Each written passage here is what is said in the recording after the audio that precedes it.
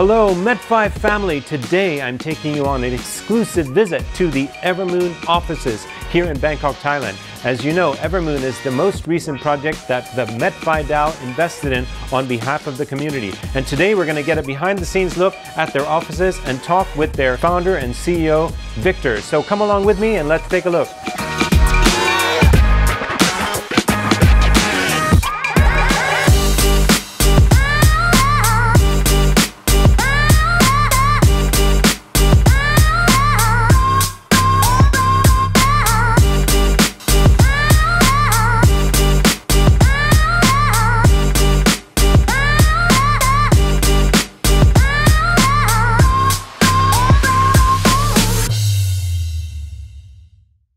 Okay, and so seated with me here is Victor, the CEO and founder of Evermoon.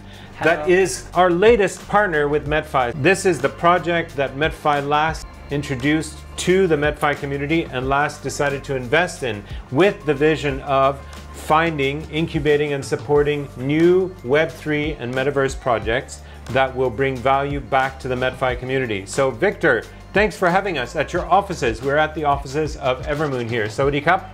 The Thai style. Please introduce yourself. I'm Victor. My real name is Patipo Anantaratana, and Victor is my nicknames. I'm the CEO and the founder of the Evermoon projects. I think we'll stick with Victor because I'm not sure if our international audience will be able to say your Thai name that well. Okay, for sure. And it's a great name for a gamer. When you are gaming, is that what you would go by as well? No, my name's in the gaming industry was like Khaki. Khaki? Yeah, right. Okay, sort of like a Thai police. You know, the Thai police have khaki uniforms, right? Maybe. Maybe. All right, well, thank you so much for taking the time with us today, Victor. And we're here because we want to know about Evermoon. We want to know about this exciting project. It's a fascinating story because Evermoon is a Thai tech gaming startup that has accessed the global blockchain community. And you've actually gotten quite a lot of funding from a lot of different incubators and a lot of different organizations. And MetFi is the last one, and that's it, right? You pretty much closed the investment round, right? Yeah, yes, that's right. So we got in right at the very tail end, right at the last opportunity to grab this, but still very early stage. It's not launched yet, right? Yeah, that's right. But let's backtrack to your background a little bit more, Victor. So your family is in tech? No, not really. My family is not in the tech industry before, but they working on the plastic polymer side industry. Wait, plastic polymer. So petroleum and plastics and nothing to do with internet or gaming or anything, right? Yeah, right. Okay, so that's a very amazing transition. And you yourself actually were in that business as well with your family? Yeah, correct. And currently, I have been like playing the Axie Infinities, and I found a chance that it's called like the play and earn model, and I'm very interested in it. So I'm just like stopped doing with my dad, and then I'm starting to Evermoon. I'm gonna guess that there's a bit more backstory. Do you have an interest in the internet, or what's your interest? What drew you into this industry? Yes. So basically, what motivated me to be in this industry is that I'm playing Axie Infinity, right? And I'm invest like a lot in Axie Infinities, and I earn a lot of money at the beginnings. And like in the long terms, I'm got lost like in the Axie Infinities, but I still see the chance. Imagine that. Okay, currently the NFT games or the Web3 game is very early stage in that times, and there are no games that is playing for funds that cause a real demand. There are just like a simple cards game or the mini games only. So I'm thinking about like currently there are many of the Web2 games that cause a real demand and players willing to spend money on those kind of the games. So I'm imagining that if there are that kind of the games in Web3 industry, how would it be? So you actually liked gaming even before Axie, is that right? Right. So when you were a teenager or whatever, instead of studying for your exams, you're doing gaming or something? Yeah, that's right. I'm playing like games every day when I was young or I was teenage. Like I'm playing the mobile games and the first-person shooter games, the FPS game. I'm being like playing it daily, like for at least 4 hours a day.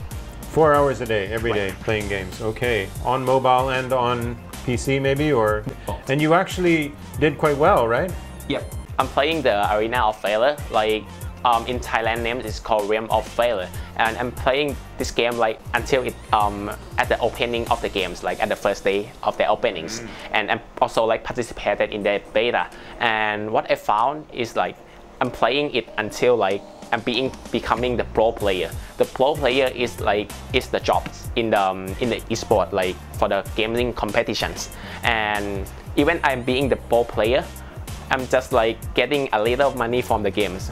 But if we comparing us like to how much we spend on the games, it doesn't worth any. So yeah, that is the problems in the Web2 industry. So basically, you can earn some money from competition, but you have to spend a lot on game elements, right? So what you spend versus what you earn doesn't really make sense in terms of making it a profitable model, right? Yeah. So what I'm seeing here is we're talking about two interesting elements in your own personal business development, right? Yeah. Your own mindset developing. On the one hand, you have Web2 gaming, which you had a passion for personally, right? You started to go pro, you actually could earn. That's on the one side. And then on the other side, you saw this new opportunity of play to earn in the blockchain space or the Web3 space. And so on the Web3 side, at that time, the gaming experience was not very stimulating. It was mostly just the motivation of earning, right? Yeah. And on the Web2 side, you couldn't really earn because you have to spend so much on the game elements. What do you call them? The game, what? Like the items in the game. Items, right? Okay, yeah. Heroes, anything. Everything from skins and to weapons and to all these things that you have to buy to support the game. So what I'm seeing here is that you, from your personal interest, identified that on the one hand, gaming experience has a big demand. Yeah. Right? And on the other hand, play to earn has a big demand. But each one of those had some lacks, right? Because on the one hand, you couldn't really earn much money, and on the other hand, you couldn't really experience it very much. So you've taken these two things and started the development of the idea of Evermoon, right? Right. And Evermoon was launched with a brother, is that right? Yeah, that's right. Like we have like different strong points. Like for me, I have like the experience in terms of the running business before, because I have been running so many of the multiple business currently. And my brother had a strong point that he is like the experienced investor in terms of the blockchain industry before, and he also like the smart contract developer in many of the big tech company in Thailand. So that's mean like we both combine together. We do me doing business and he doing in terms of the developments. Okay, so how long ago did you actually start Evermoon, like seriously, like actually start putting some money, some time, some team into it? 2021, I think. Yeah, 2021. We're doing seriously on the October. October 21, so basically still the middle of COVID, more or less, right? Yep, that's right. So it's not very long, even. Yeah. And so then what was your startup experience? What was it like? Did you have some funding, or you had to fund out of your pocket? Or? We have to bootstrap at first. Like every startup have to bootstrap their own money at first before they going to raise fund into other stage. So was it a substantial investment you had to put in? Yes. For my own money, like we have been spending around 400k, over 400k already. Of US dollars? Yep. Oh, okay. So that's from my side and my brothers. So between the two of you, so you had to have quite a confidence or belief that this was high potential then, right? Yes. And then what was kind of your takeoff moment, right? So you believed in this idea, you put money into it, and then you start the development, and then of course you've had a scaling period in terms of even the investment and all that. What was the turning point? What was the success story? Yeah. So firstly, we have to look into it first, that when we start to do business, right? Because if it's not legit, your money will run out anyway, right? So I'm starting from research first, like, okay, how many of the players playing this kind of the games, and how can we share the market caps, and what are our competitors, right? What is our unique selling point that we are better than our competitors, right? And yeah, looking at the market situation, we have to start the projects at the bad market conditions, because when it's when your projects are ready, like the markets will be better and boom. Our turn point is that, okay, me and my brother like talking together that, okay, we see the gaps that, like, imagine like when I'm playing this kind of the game, right? I'm obtain like the old items or the old skin or old heroes that it cannot find anymore since like 6 years ago. But I cannot sell these items. Yeah, because it is not NFT and there is no marketplace in the Web2 games. Okay, I have the 6 years ago skin that it cannot be found anymore. I think when I buy it, like I buy it for like $10. But when I saw it, like I think it may be like at least it could go like $20, right? Like 2x. But when I sell it, like it's like $0.5. Okay, so you're identifying an issue where actually you have valuable items in the game in the Web2 space, but there's no marketplace to actually make use of that value, right? So you can't really sell them. And so then actually when you sell them, whereas this should be something very high value, you get a very low price. Yep. Because there's no perception of value created. So you want to create a situation where there are collectibles inside the game that actually enhance or grow in value with their rarity and the fact that it's only from that year and this season and all that, right? Yeah, right. And then also it's about the specific gaming experience, right? Yep, so that's right. Where is there a segment in the market that you can target, that you can compete, that has a demand, that is an emerging sector, right? So basically this is a business analytics process. Yep. You're doing an analytical process of planning out, not just about, oh, this would be nice or that would be fun, but actually like what's going to be viable as a business model, right? Because you're putting your money in. Yeah, that's right. But then you did actually manage to pitch Evermoon to people and start generating investment, right? So what was that turning point? So at first, like we starting from our own fund, right? And then the first investor that coming into our projects is Koi Capital, right? They're very supportive. They trust in the gaming industry, and they play like a lot of Mobile Legends, Bang Bang, and they are big fan of it. And they have bought like a big team esport in Philippines and Malaysia. Yeah, they very trust in this kind of gaming industry, and they really know that there are a big potential in the future. Okay, so you got one investor to come in, right? Yeah. And then what's been the process? You've been pitching to people, or you have third parties that help? We starting like our own like connections first. After that, we just like being partner with couples and multiple of the partners, right? And after that, yeah, the big change is that we partner with Tier 1 Launchpad. So what's interesting is that besides the funding side and the business development side, you actually did enter some kind of a competition, right? Yep. So tell us about that. Yes, we got invited in the Thailand Game Show event, which is like the biggest Southeast Asia event for the games, for the gaming industry. Okay. Yep. And it doesn't mean that they invite only Web3 games. They also like invite a lot of Web2 gaming in the studio, like Riot Games, Tencent, House Studio, and many of the studios. Okay, so big games. And there's some kind of a competition? It is the startup game competition. They have like over 500 of the games participated in the event, and we won like the popular vote. So in this gaming competition, they had a popular vote, and of 500 startup games, you won the popular vote. That's right. Okay, wow. And what did that do for your development in terms of your community development? Did that draw a lot of fan base or community to the project as well? Yep, a lot. Like when we open like the booths in the Thailand Game Show event, right? I think there are over like 10,000 of the people coming to join us, like us in the booth, like trying our games, joining our activities. Okay, so that really boosted your community, right? That's your audience, right? It's like the real gamer side, like it's not the investor like audience, it's the gamer audience. Real gaming. Okay, that's amazing. So are they eager to see the final launch? Yeah, what's the reaction from your community? So like everyone wants us like to rush the games, right? But like good things, like good products, take time to develop. Yeah. Let's backtrack a little bit to the problems that Evermoon solves. I have to separate first that there are two types of the problems. The first one was the problems for the Web2 players, and the second one was the problems for the Web3 players. Right. Yeah, so every kind of NFT game or the Web3 games, they want to solve this kind of problems. That is like the untradeable heroes, NFT or skins. Yep, that's right.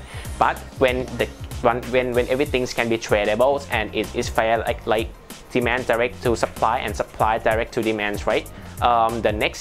The next two problems coming up is that, like, the first one was when you do everything of your item in game as the limited supply, the price would be going too high.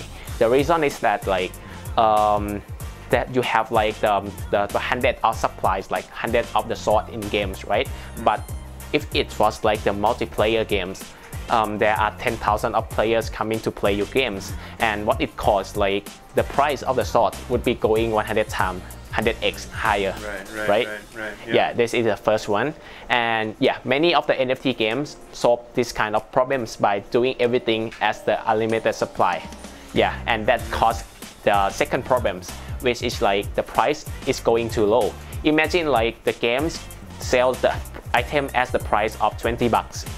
How would the players buying from the game as 20 bucks can be selling higher than 20 bucks? Because you can buy this item as the 20 bucks price as many as you want and as many and any times that you want, right? So there's no demand. Yeah, there's no demand, right? Okay. Yeah, so how we solve this, we do it as the season NFT. It is the unlimited mint, but it is the limited supply. So within that season, there's an unlimited mint. Yeah. So that you can, within that season, get it at a decent price. But once the season is over, there is no more. Yeah, that's right. That's right. So whatever the mint amount was after that season, that is the limited supply from there on out. Yeah. And this creates a demand in terms of collectibles. Yeah, that's right. Okay. And then what about the other problem that you solve? The other problems that are solved is that, like, the players coming to join like many parts of games, right? Like when they're doing the esport, like or they're doing like the play and earn models. Like the game is not free to play, and they have to invest first before they're coming to join, right? So that causes like a lot of high barrier, like for the players, like to entry, like and there are like no players, like imagine like Web2 players. They didn't recognize about the wallet, and they haven't heard like about the wallet before. The wallet that they would know is the purse, right? Yes, like, yes. They didn't know like about the MetaMask or any of the wallet in the blockchains. So we have to integrate those, like for the easiest, like for the players. We have to know that the user is not that smart, and we have to make the easiest way, yeah, for the players to entry. So when you guys want to play our games, right, you guys can download it through the Google Store or the Play Store, like a normal games. And when you guys want to log in or sign up into our games, you guys can log in with Google account or the Facebook account, or the sign in with the emails. So it is very easy, like, to download our games and playable. And yep, if you guys like want to top up like our games, right, you guys can just top up our game directly into like Google Store and App Store with correct policy. And we will use like the 80% of those money that we receive as a fiat money to buy back the Evermoon every monthly. Yep. And another 20% we will use those as the cash flow in the company, because it's enough like for us to run the company already. And yes, like imagine like we can gain more of the demands from the Web2 players to buy back like the Evermoon token that is like the Web3 demands. Okay, so basically what you're doing is you're removing barriers to the everyday user, the Web2 gaming enthusiast that wants to access your game but doesn't want to bother with wallets and having crypto and the blockchain space yet. They're not ready to go there, right? They have their familiar ground of their Google logins and their fiat money and the app stores. So essentially what you're doing is a hybrid, right? Hybrid, it's basically right. A hybrid between Web2 access to Web3 platform. Yes. Right? And then how about when they want to access the value in the Web3 space? Yeah, when they want tokens and all that, how does that function? Yeah, that's a good question. Like we do it as habit, as the Jonas said. Like there will be two selections, like for the players. At first, like if they was the Web2 players, the developers will do it like everything like for the players, because we have the technologies called IMX passport. It is like you can sign in like with the things that I have been mentioned already, like Facebook, Google, or the email, and yeah, it will automatically like generate the wallet for you, and the private key the user haven't had to hold by themselves, so you haven't like had to concern about the hack. Yeah, right. The immutables will hold it for you, and the immutable is like the owner of the chain. So that's mean like they can, if there was like things that is hacked or any wrong thing, they can revert it back. So yeah, about the safety, you haven't have to be concerned anyway, and yeah, it will automatically generate the wallet for you, right? So there will be like the friendly UX UI design in the games, and you can tradable in the games. Like like our games put all the DeFi's and the marketplace like into the games UX UI, and you can just like do that like a normal games. Like imagine you playing Dota, but it is on mobile and as like a better economics. And another like options like for the Web3 players, the immutable X passport is just like the selections for the players. If they don't want like to connect with either immutable X passport, they can just direct do it on by yourself at the Tracer, MetaMask, or Ledger anyway. Yeah, depending on them. So you can access with wallets if that's your preference, or you can access through this intermediary sort of gateway into the Web3 area, right? And then what about in terms of the mass market? Maybe I'll just direct the question very specifically, because obviously MetFi is invested in Evermoon, so we're interested in the game experience, yes, but we're interested in the long-term benefits and value of the project. So what are the most valuable in-game assets? Is it the items, or is it more the token, or what's the situation? Everything in our game is NFT. Yeah, there weren't any of the non-NFT items, and everything in our games have to be used like our governance token to buy it out, like the Evermoon tokens. But anyway, sometimes we receive those as the fiat money, right? As I said, we will transfer those fiat money as the Evermoon token anyway. Okay, so they pay in fiat, and 20% goes to your operational costs, right? And 80% to buyback. Buyback from where? Buyback from the centralized exchange and decentralized exchange. Okay, so you will launch on mainstream exchanges then? Yeah. And what's the rollout for the token?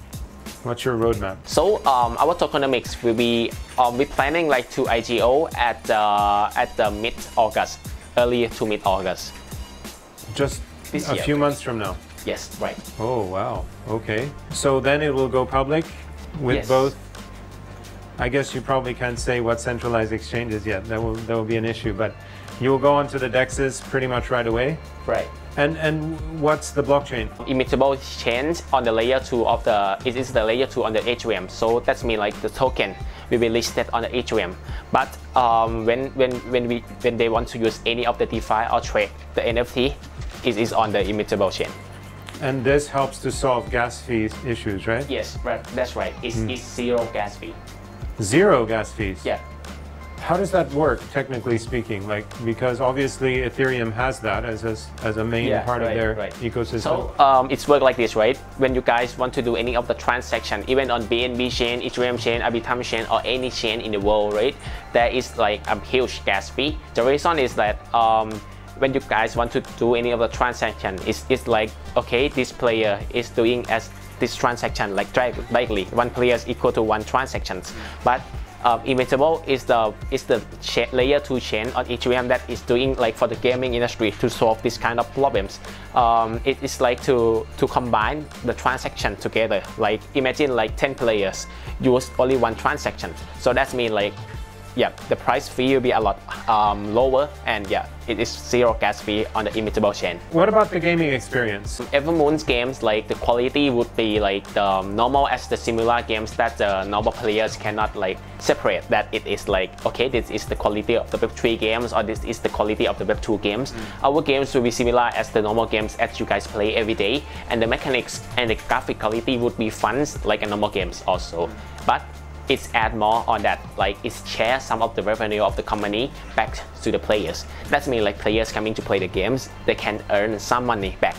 when they play the games. And yes, that's right, the assets of their in games like the item, skin, heroes will be all as the NFT, and they can tradable those of the item in the marketplace. And yes, it will be a value because we do it as the seasonal NFT, right? That is the unlimited mint, but the limited supply per each season. So the nature of the game, what would you characterize your game as? Massive online battle arena. Oh, MOBA. Okay, so massive online battle arena. Are there territories as well? Do you unlock territories? Our game is not like to pay to win games. Right. Like pay to win game is some kind like the MMORPG or the RPG game that is not just the skill play to play those kind of the game. You have just to use money who paid more that win, right? But our games is fair games. It's called the skill play games. Like each of the match will end in that match. And there will be like 5 heroes in each of the teams, and there will be selective roles like for each team, and how they play it will depends on the players, on their strategy. That okay, how would they like plan the strategy? There are so many ways like to play like this kind of game as a teams. Currently there are over 300 million players playing this kind of the game every month. Where are they mostly situated? In Asia more or? Oh, Southeast Asia, right? Southeast Asia. Yes. So it's very localized here, so it's very popular. Right. And in terms of your device, like how powerful of a device do you have to have? The average price that they can be played, 4,000 baht would be like around, I think about a little over $100. Yeah, phone. 100 so bucks. An Android phone for a little more than $100 you can play and it's fine. Right, right. And you need a very strong connection? Not very exact need. Like it's just like a normal Wi-Fi house or like a normal like your mobile like connections. So fine. You don't need 5G, no, you no can need. Very much function on 4G? Yeah, 4G is still fine. What stage is the game at right now? Is it beta? It's already launched at some level, right? Right. We have been launching the alpha already, and we achieved like the 50K of download in the Southeast Asia region only. Wow. And right now you've got daily users, you've got players already coming in, or? At the first 2 weeks that we're launching, we got the 8,000 of the daily active user every day. What's your feedback? What are they saying? Most of the audience coming from Philippines, Indonesia, and Malaysia. Thailand and Vietnam also. The Philippines, Malaysia, and the Indonesia feedback was very good because like the game that they play is the Mobile Legends Bang Bang, and the game mechanics is very different like from our game side. And yep, they really like us like about the smooth gameplays and the mechanic gameplays. How about just quickly before we wrap up on the tokenomics side? So you know, anyone holding tokens, they're always worried about pump and dump and rug pulls and all that. How do you deal with these tokenomics issues? We collaborate with the launchpad, right? So what is the main purpose of the launchpad? Prevent the user from rug pull. If we do the IDO by ourselves, like sales by ourselves, what will happen? There is no back guarantee that we're not gonna rug pull. Yeah. But the launchpad will have the term and the policy for the investor. Okay, so there's a layer of protection for the investor. Right.